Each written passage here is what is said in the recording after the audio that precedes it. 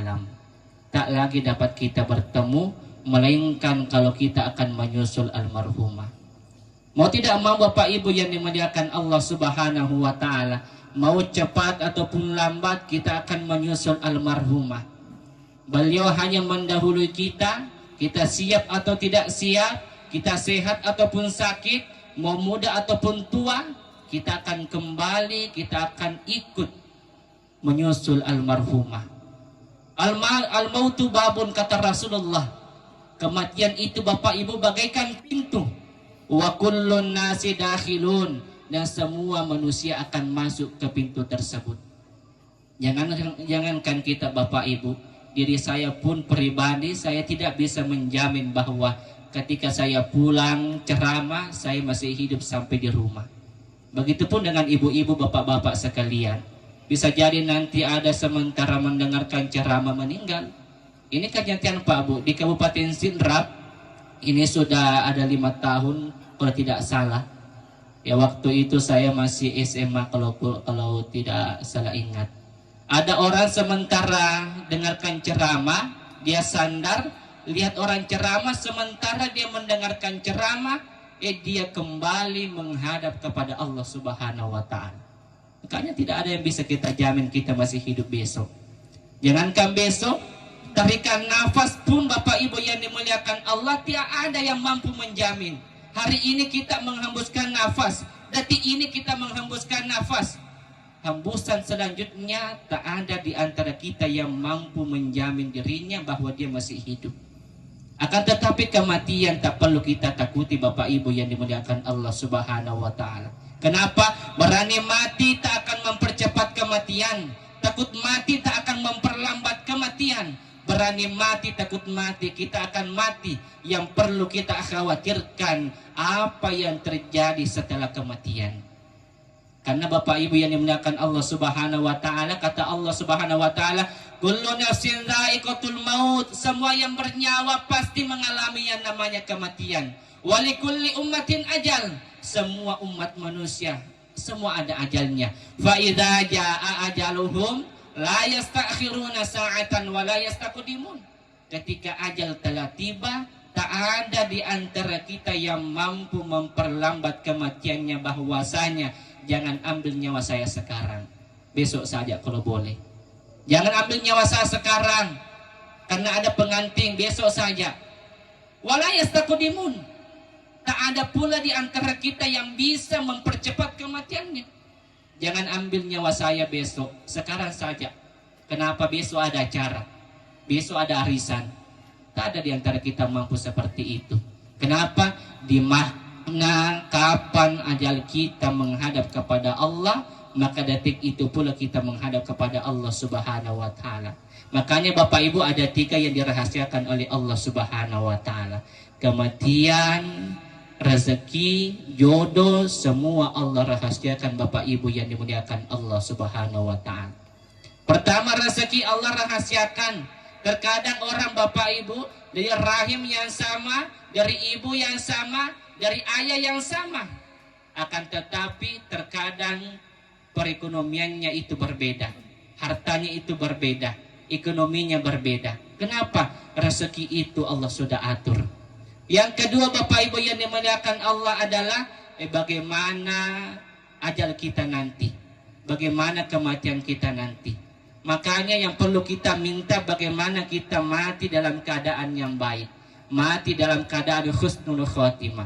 Karena bukanlah awal mulanya kita perhitungkan Bapak Ibu, akan tetapi yang menjadi perhitungan besar nanti di hadapan Allah, bagaimana akhir kita ketika meninggal dunia. Makanya yang perlu kita usahakan, mati tetap akan kita jumpai Bapak Ibu. Yang perlu kita persiapkan, kita ingin mati dalam keadaan seperti apa. Kata Imam Al-Ghazali, mautun nas fi i'adatihim. Kematian manusia tergantung kebiasaannya ketika hidup di dunia. Kalau ada orang waktunya hidup suka mak gosip, hati-hati Ibu.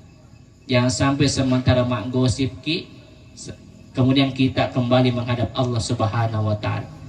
Nama kampungnya ini Pak, kampung apa? Harapan Bersama. Jangan sampai nanti ada naik di media sosial, di Facebook, Ada ibu-ibu di harapan bersama meninggal dunia dalam keadaan sementara gosip tetangganya. Jangan sampai orang sementara suka meninggalkan sholat, yang dikhawatirkan dia tak sempat melaksanakan sholat, dia kembali menghadap kepada Allah Subhanahu wa Ta'ala. Bahkan ada riwayat mengatakan bahwa malakul maut itu menjumpai manusia minimal, ada yang mengatakan 5 kali sehari semalam menemui bapak ibu semua. Jadi kapan waktunya malaikat maut itu menjumpai kita Pak Bu? Setiap waktu sholat malaikat maut itu datang melihat kita di rumah tak masing-masing. Ada nanti sementara didatangi, sementara orang azan di masjid, ia bergegas sholat. Kata malaikat, nanti dia sementara sholat, saya ambil nyawa. Ada orang sementara membaca Al-Quran. Kata malaikat, dia nanti sementara membaca Al-Quran, saya ambil nyawanya. Ada juga orang sudah azan di masjid, masih tinggal menonton. Kata malaikat, sementara menonton, nanti ku ambil nyawanya ini. Maka dari itu, mautun nas fi i'adatihim. Kematian manusia tergantung kebiasaannya di atas muka bumi ini. Kenapa ada orang sementara sujud meninggal dunia?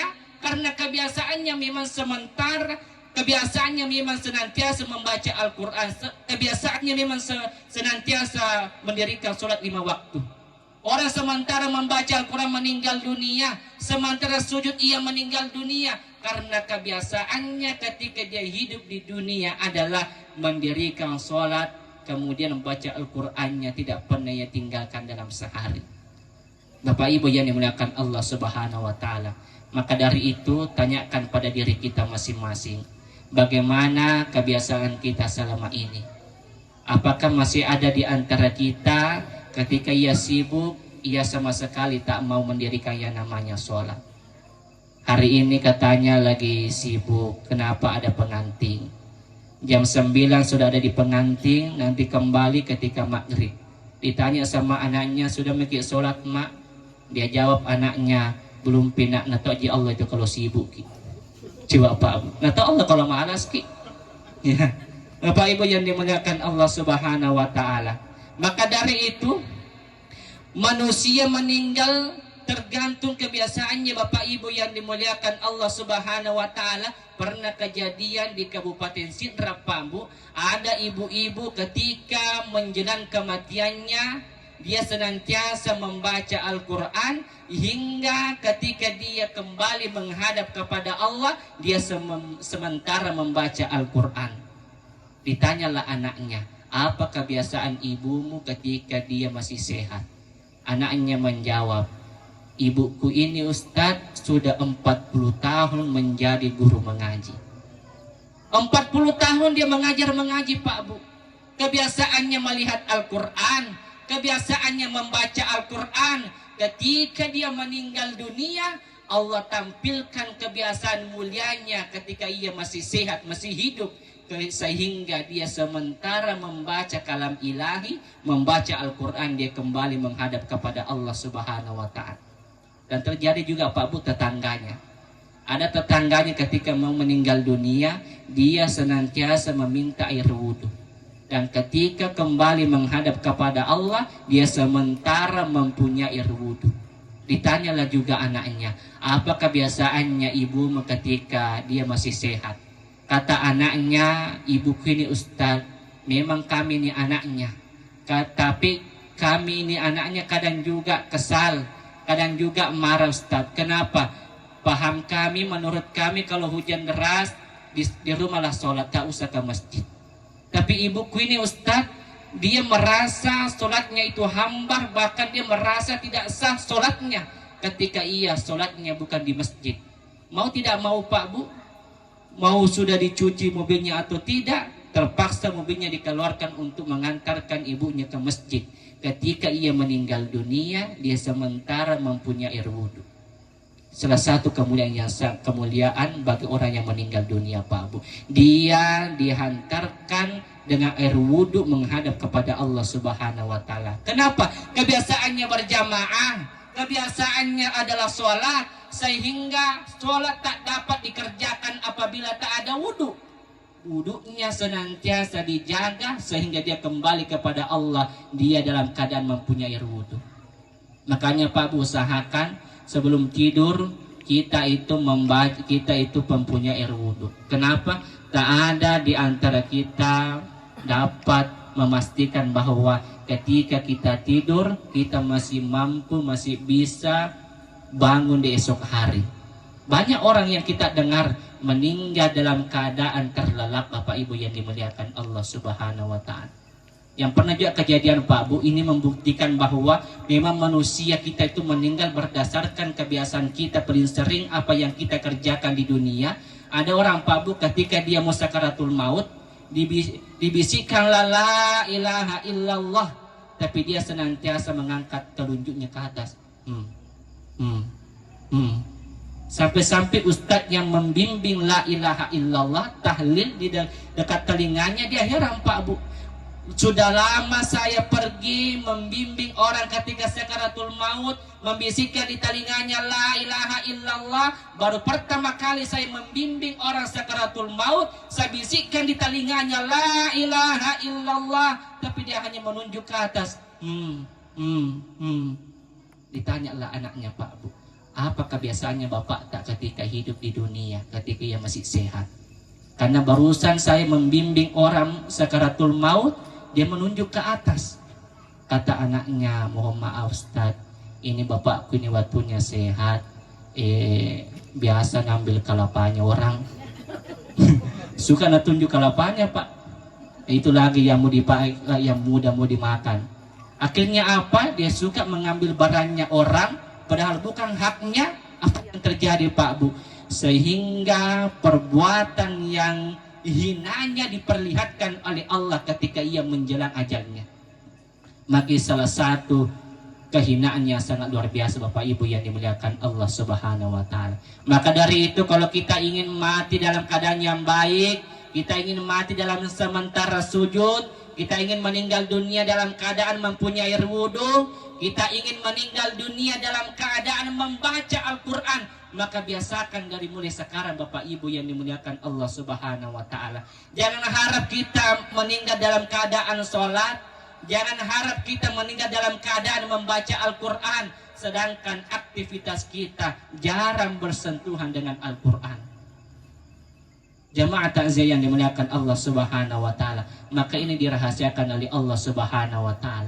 Yang terakhir dirahasiakan oleh Allah adalah jodoh Bapak Ibu yang dimuliakan Allah Subhanahu wa Ta'ala. Maka rezeki, jodoh, kematian, maka Allah rahasiakan. Sehingga betul tadi apa ya sangat cocok tadi disampaikan Bapak yang pembaca Al-Quran, la yukallifullahu nafsan illa wus'aha. Ketika Allah menguji kita Pak Bu, entah itu kematian, musibah, maka la yukallifullahu nafsan illa wus'aha. Allah tak mungkin menguji hambanya di luar dari kadar kemampuannya. Kalau ayat ini Pak Bu kita tanamkan pada diri kita, kita dawamkan senantiasa dalam sanubari kita, maka tak mungkin orang itu sumpah serapah kepada Allah Subhanahu wa Ta'ala. Kadang orang diberikan musibah oleh Allah, dia sumpah serapah kepada Allah Subhanahu wa Ta'ala. Kenapa mesti saya dicoba ya Allah? Kenapa mesti saya diberikan musibah? Padahal saya sholat, padahal saya ke masjid berjamaah. Dia tidak memahami la yukallifullahu nafsan illa wus'aha. Justru engkau yang diuji karena Allah paham bahwa engkaulah hamba Allah yang bisa memikul ujian tersebut. Begitupun demikian juga dengan kematian. Allah mengambil almarhumah juga menjadi pembelajaran bagi kita semua.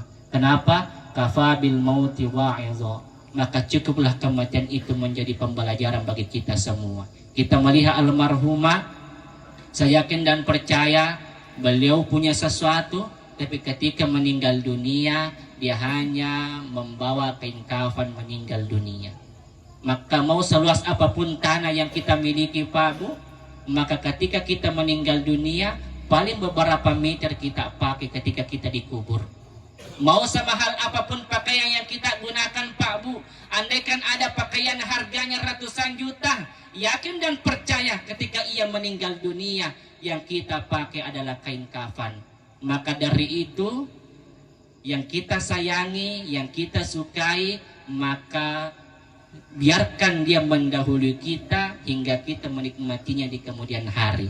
Kita punya harta, kita sedekahkan. Kita punya sesuatu yang kita sukai, kita ingin sama-sama di akhirat, maka kita sumbangkan entah ke masjid ataupun di pondok pesantren, maka kita akan menikmati di hari kemudian.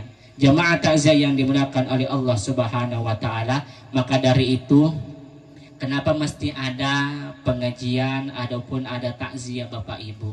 Karena ada dua keadaan manusia tak boleh luput dari yang namanya nasihat.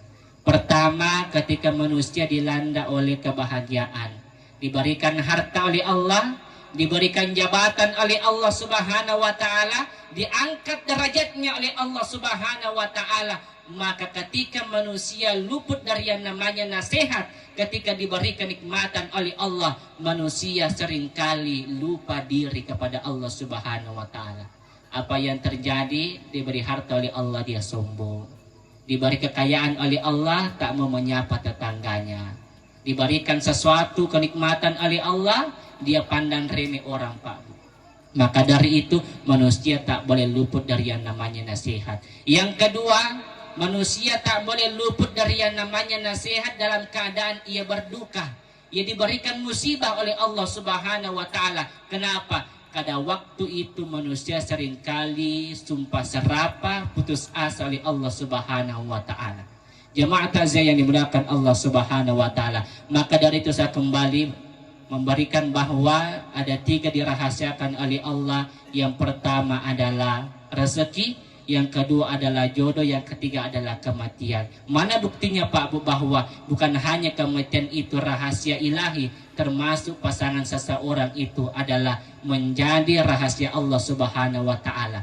Ada suatu ketika Pak Bu, ada seorang perempuan, ia senantiasa meminta kepada Allah Subhanahu wa taala karena usianya sudah termasuk yang umur kepala 40 ke atas. Dia yang belum sampai detik itu dia belum mendapatkan pasangan hidup. Dia meminta kepada Allah, ya Allah, berikan saya suami ya Allah. Yang penting dia berdoa, ya Allah, kasih ke suami ya Allah. Sujud terakhirnya, ya Allah, kasih ke suami ya Allah. Dia sedekah, dia niatkan, ya Allah, kasih ke suami ya Allah. Apa yang terjadi Pak Bu? Suatu ketika dia masuk ke masjid, sholat asar, sholat sunnah, dia minta dalam sujud terakhirnya, ya Allah, berikan saya suami ya Allah. Kemudian dia berdoa pada sholat asar, dia minta suami lagi, ya Allah, kasih ke suami ya Allah. Ketika dia keluar dari masjid Pak Bu, langsung ada anjing gila kejar, lari sampai Bengaulu. Ketika sampai di Bengaulu Pak Bu, didapat betisnya digigit oleh anjing gila. Kemudian dilarikan ke rumah sakit. Apa yang dekat di sini Pak? Puskesmas Dapurang. Ya, Puskesmas Dapurang, dilarikan ke Puskesmas Dapurang.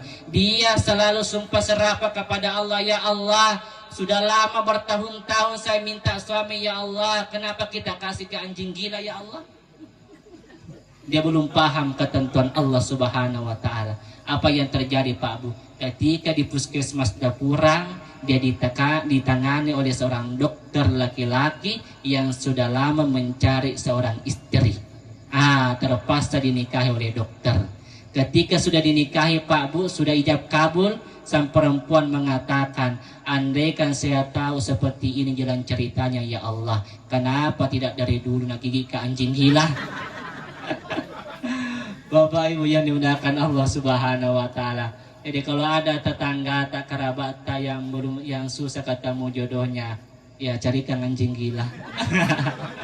Bapak Ibu yang dimuliakan oleh Allah Subhanahu wa taala. Ini ya Allah rahasiakan, baik ajal, baik kematian, rezeki, jodoh Allah rahasiakan. Maka dari itu saya kembali mengatakan, berani mati tak akan mempercepat kematian, takut mati tak akan memperlambat kematian, berani mati takut mati, kita akan mati Bapak Ibu yang dimuliakan Allah Subhanahu wa taala. Maka dari itu ada seorang laki-laki Pak Bu, dia sangat takut mati. Disinilah menunjukkan kebesarannya bahwa bagaimanapun usahamu takut mati, kalau ajalmu telah tiba engkau akan mati. Ada seorang laki-laki yang begitu takut meninggal dunia Pak Bu. Saking takutnya setiap hari pola makannya dia jaga, olahraganya teratur, jam tidurnya pun dia disiplin Pak Bu. Dia selalu hidup sehat karena dia takut mati. Setiap pagi dia lari-lari untuk sehat. Kemudian di sisi lain ada juga orang Pak Bu, dia mau bunuh diri. Jadi suatu ketika orang yang takut mati ini dia lari pagi Pak Bu. Sementara ia lari, sudah lama ia berlari, ia kecapean. Kemudian dia singgah istirahat di bawah bangunan yang begitu tinggi, yang bertingkat.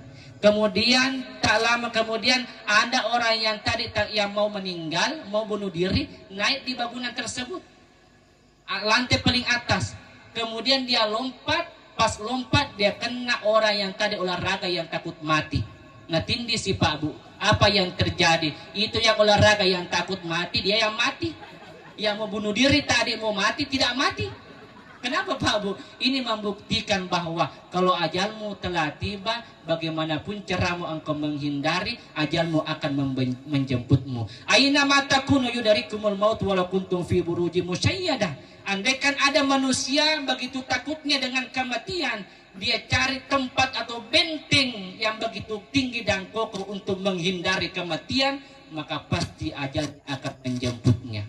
Bapak Ibu yang dimuliakan Allah Subhanahu wa taala, saya kembali mengingatkan bahwa siapa orang yang tak meneteskan air mata, siapa orang yang tak berduka, siapa orang yang tak merasakan kesedihan apabila kita ditinggalkan oleh seseorang yang sangat berharga dalam hidup kita Pak. Maka dari itu bagi Bapak Ibu yang masih punya orang tua, jangan tunggu sukses kaya baru ingin memberikan sesuatu kepada orang tua. Kenapa Pak Bu? Kita biasa mengatakan betapa sakitnya perasaan kita Pak Bu kalau kita ingin memberi atau kita tak punya uang. Justru lebih sakit lagi rasanya kalau kita ingin memberi namun orang tua kita sudah tidak ada. Orang tua tidak pernah harus memberikan persyaratan, kau harus kasih saya 1 juta, kau harus kasih saya sesuatu yang berharga, walaupun hanya gula pasir, walaupun hanya pisang misalkan kita kasihkan orang tua, justru itu membuat orang tua kita tersentuh kemudian mendoakan kita Pak Bu. Yakin dan percaya Pak Bu, orang siapa ada seorang anak, walaupun dia orangnya yang sangat miskin, tapi ia berbakti kepada orang tuanya, suatu ketika Allah angkat derajatnya. Begitupun sebaliknya. Walaupun rumahnya bertingkat-tingkat Pak Bu, mobil begitu banyaknya, aset di mana-mana, uang bertebaran sekian banyaknya, ratusan juta bahkan miliaran di bank. Harta yang dia miliki tapi ia durhaka kepada orang tuanya, hanya menunggu waktu Allah mengambil kenikmatan itu Bapak Ibu yang dimuliakan Allah Subhanahu wa taala. Maka dari itu bagi kita yang mempunyai orang tua Bapak Ibu, jangan sampai nanti kita ingin salaman dengan orang tua, nanti ingin mengunjungi orang tua ketika orang tua itu sudah tiada. Walaupun ketika orang tua sudah meninggal, walaupun ratusan kali kita peluk, batu sebagai penandanya Bapak Ibu, batu nisannya tak sama kalau hanya sekali kita peluk ketika ia masih hidup. Kalau orang tua sudah meninggal dunia, walaupun ratusan kali kita cium batu nisannya Pak Bu, tak sama walaupun sekali kita cium ketika ia masih hidup. Nanti ada masanya kita menangis, bahkan andaikan kita mampu menangis darah, menangis ngana meminta ya Allah kembalikan orang tuaku. Andaikan kita kaya raya mempunyai segunung emas selaut permata Pak Bu, 1 karung uang merah kita bawa menghadap kepada Allah, ya Allah hidupkan kembali orang tuaku ya Allah, saya serahkan semua hartaku ya Allah, yang penting orang tuaku ibuku hidup. Walaupun hanya sesaat dia bangun dari kuburnya memarahi saya, walaupun hanya memarahi saya ridho ya Allah, maka tak dapat lagi terulang kembali Pak. Maka dari itu saya sampaikan Bapak Ibu yang dimuliakan Allah Subhanahu wa taala, nanti kita merasakan kepedihannya, betapa tersiksanya kita ingin memberi sesuatu, kita ingin meminta pendapat kepada orang tua, namun dia sudah kembali kepada Allah Subhanahu wa taala. Bagi yang sudah kehilangan orang tua, Bukan berarti ketika orang tua meninggal dunia kita berhenti berbakti kepada orang tua. Kita diberi harta oleh Allah, sesekali kita sedekahkan di masjid ataupun di pesantren, kita niatkan atas nama almarhum atau almarhumah, kemudian pahalanya dikirimkan kepada orang tua kita. Kita membaca Al-Quran, kita niatkan, ya Allah, semoga saya niatkan, ya Allah, bacaan Al-Quranku ini saya kirimkan kepada orang tuaku. Kemudian jangan lupa mendoakan orang tua. Setiap dalam sujud terakhir, dalam setiap solat kita minta kepada Allah Subhanahu wa taala, Allahumma ufilli wali walidayya warhamhuma kama rabbayani shaghira. Ya Allah, ampunilah segala dosa-dosaku ya Allah. Warhamhuma, serta kasihanilah orang tuaku ya Allah. Rahmatilah orang tuaku ya Allah. Sayangilah kedua orang tuaku ya Allah. Kama rabbayani shaghira, sebagaimana ia mendoakanku, sebagaimana ia menyayangiku, mengkasihaniku sewaktu aku masih kecil. Jamaah takziah yang dimuliakan Allah Subhanahu wa taala, maka sebelum itu mari kita bersama-sama mengirimkan Al-Fatihah kepada almarhumah. Semoga Al-Fatihah kita bisa menjadi jalan ridhonya Allah kepada almarhumah, sehingga dilapangkan kuburnya Bapak Ibu, diberikan tempat yang layak di sisi Allah, kemudian dia bisa masuk ke surganya Allah Subhanahu wa taala, serta diampuni segala dosa-dosanya dan diterima segala amal kebaikannya. Ala hadhihi niyyah. Al-Fatihah. Iya.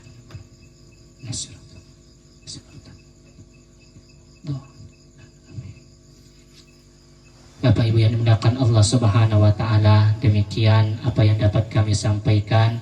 Semoga menjadi pencerahan bagi kita semua yang senantiasa mengingatkan kita tentang kematian, bahwa almarhumah mendahului kita, terus bagaimana dengan kita. Kita akan menyusul almarhumah, tanyakan pada diri kita bagaimana sholat tak, bagaimana puasa tak, bagaimana silaturahim tak, bagaimana bakti kita kepada orang tua, bagaimana bacaan Al-Quran kita.